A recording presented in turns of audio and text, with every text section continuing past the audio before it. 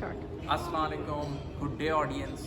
अच्छा जी, बड़े ज़ोरों शोरों से बच्चे अपनी प्रिपरेशन कर रहे हैं अपने प्रोफेशनल एग्ज़ाम्स की ACCA की, लेकिन एक चीज़ मेजॉरिटी बच्चे मिस कर रहे हैं और वो है एग्जामिनर रिपोर्ट। वो उन छोटी छोटी मिस्टेक्स को नज़रअंदाज कर रहे हैं जिसकी वजह से बच्चा फेल होता है।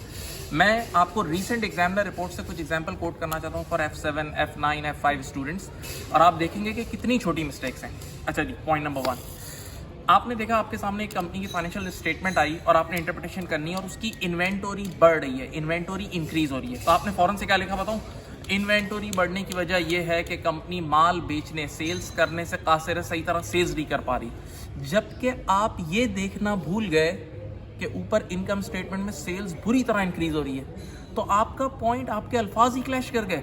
और एग्जामिनर ने खुद लिखा, ये पॉइंट एग्जामिनर रिपोर्ट का है कि अगर ये हरकत कोई बच्चा करता है ना, तो बोला उसका इंप्रेशन हमारी नज़र में जीरो हो जाता है। यानी हमें पता लग जाता है कि इसने याद किए हुए, इसने पॉइंट्स रट्टा लगाया हुआ है, ये रियल लाइफ सिनेरियोज के लिए फिट इन नहीं हो रहा। और जबकि आप लोगों को जो तैयार किया जा रहा है वो रियल लाइफ के लिए तैयार किया जा रहा है। यार ज़रा सोचो, इसके और रीजन आप लिख सकते थे कि uncertain demand of finish good है, या आपके पास बल्क डिस्काउंट आपको मिल रहा है, इस वजह से आपने ज़्यादा इन्वेंटरी खरीद ली है। लेकिन आपने एकदम ऐसी बात की कि टोटल क्लैश हो गया क्योंकि रट्टा लगाया हुआ था। सेकंड एग्जांपल, F9 की किसी रिपोर्ट में मैंने पढ़ा था और ये भी बड़े काम की एग्जांपल है। एक कंपनी है, उसने कई सालों से अपने शेयर होल्डर को डिविडेंड नहीं दिया, जिसकी वजह से शेयर होल्डर समझ ले नाराज है। ठीक है, आपके सामने उस कंपनी की फाइनेंशियल स्टेटमेंट आती है। सुनिएगा, आपने फाइनेंशियल स्टेटमेंट में देखा तो इक्विटी साइड पे इतनी सारी करोड़ों अरबों रुपए की रिटेन अर्निंग पड़ी है।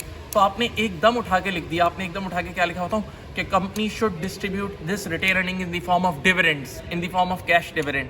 और आप ये देखना भूल गए कि एसेट साइड पे कैश तो है ही नहीं। ज़रा दिमाग से सोचें, डिविडेंड सिर्फ रिटेन अर्निंग से डिस्ट्रीब्यूट नहीं हो सकता, पैसा भी तो चाहिए। आपने रिटेन अर्निंग, उसकी एंट्री भूल गए आप, उसकी एंट्री बनती है डिविडेंड की, रिटेन अर्निंग डेबिट और कैश क्रेडिट, पैसा भी तो होना चाहिए। और आप पैसे को भूल के सिर्फ रिटेन अर्निंग पे कमेंट कर रहे हो। यार सोचो तो सही। ऐसी बात, इस पर मैं एग्जाम्पल देता हूँ, बेहतर था ये कमेंट करते ही नहीं, उल्टा आपने अपना इंप्रेशन जीरो कर दिया यार। यानी इसकी मिसाल ऐसे ही है कि एक बंदा बारिश से बचना चाहता था और परनाले के नीचे आके खड़ा हो गया, तो वो तो और बुरे हालत हो जाए, और बुरा भीगेगा। एक आखिरी एग्जाम्पल कोट करता हूँ। अक्सर लोगों ने, पूरे शहर ने एक और रट्टा लगाया हुआ है कि gearing is very bad, high gearing means high financial risk, company तबाह हो जाएगी, हाई गियरिंग बुरी होती है। सही है, बहुत अच्छा है यही। लेकिन कभी इसकी कई बार रिवर्स कमेंट्री भी करनी होती है भाई। हाई गियरिंग का मतलब आपने ज़्यादा लोन लिया हुआ है, तो ये मत भूलिएगा कि loan is a cheap source of finance. Loan is a cheap source of finance, इसका मतलब हाई गियरिंग का मतलब आप चीप सोर्स ऑफ फाइनेंस भी तो यूज़ कर रहे हो। और ये भी याद रहे कि कुछ इदारों के लिए गियरिंग अच्छी भी होती है।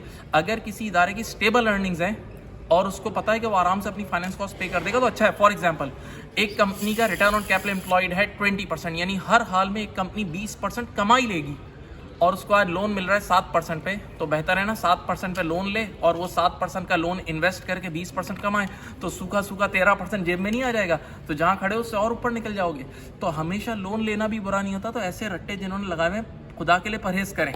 तो मैं फाइनली आप लोगों को रिकमेंड करूँगा कि डू रीड एग्जामिनर रिपोर्ट्स और अच्छी तैयारी करें, कॉन्फिडेंट रहें, and best of luck for your exams. Thank you. Allah.